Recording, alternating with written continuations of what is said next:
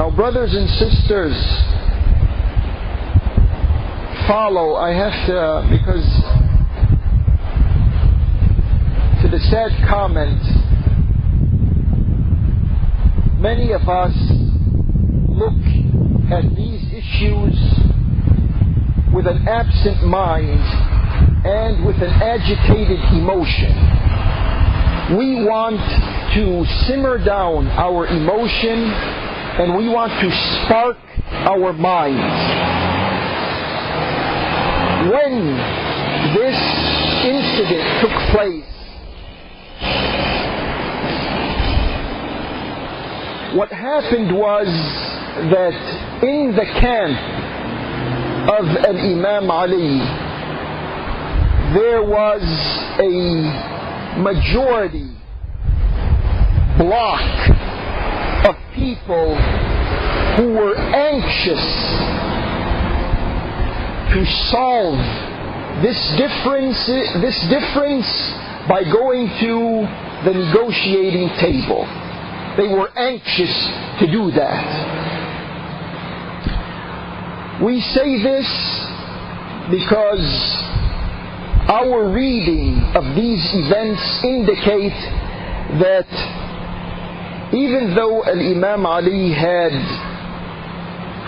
the people of Al-Kufa, the people of Al-Hijaz, the people of Basra, Al-Muhajirin and Al-Ansar on his side, the quality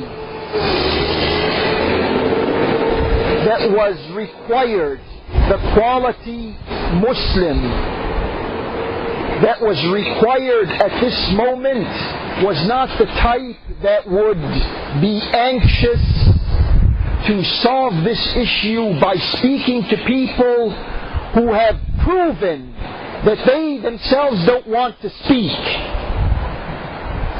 Because before this moment in time, Imam Ali sent emissaries, couriers, interlocutors, representatives on several occasions to Muawiyah and his representatives.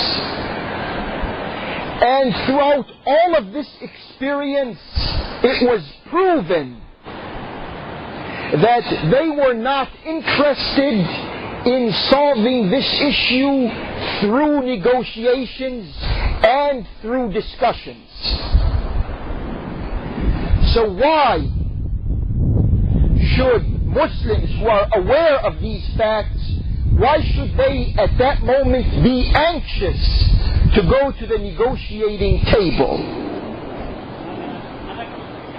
Do you drop previous months and years of experience with this side and fall for the emotion of the moment?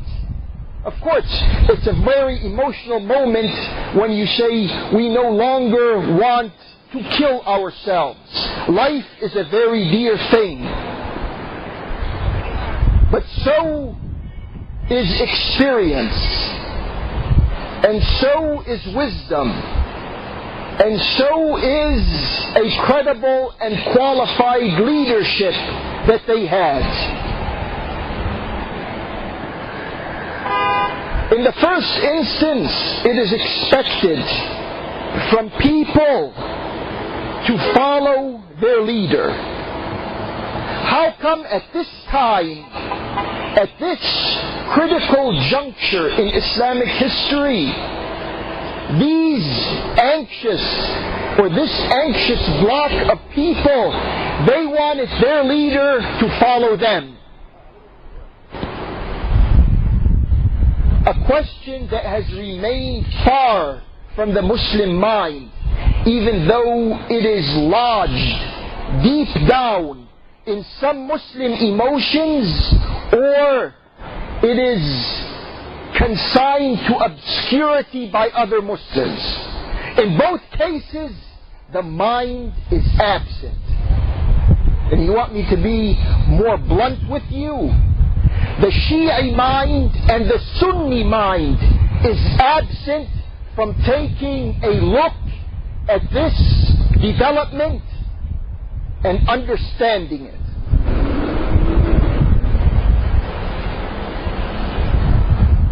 And this moment did not come from nowhere. This majority opinion in the camp of an Imam Ali felt or yearned for the days of Uthman. These were Alawis, so to speak, because they were on Ali's side. But inside of them, they were Uthmanis, because Uthman's time was a time of economic prosperity. And human nature, 1,000 years ago, thousands of years ago, today, 1,000 years to the future, human nature, most of the times, wants economic prosperity. They saw an Imam Ali as a leader who was a leader of principle and justice. But where's the economic well-being of the people that Uthman's reign had ushered in? They wanted to return to the normalcy of the market. They wanted to make the profits that they were making. Why should they be involved in a war that is consuming the lives of everyone on all sides? It doesn't make sense to them. And these people, they didn't die. They are still alive today. If a leader comes and wants to pursue an issue of principle and justice to the end, then he's going to find that there's going to be a majority opinion who at a certain time is going to say, enough is enough. We want an economic prosperity. We want to raise our standard of living. We want to be like the rest of the people elsewhere, enjoying a dream of sorts. This is the human nature that worked itself into this moment in Islamic history. And what do you expect? Al-Imam, he took a look at the people he had with him, and he realized that they wanted this arbitration process.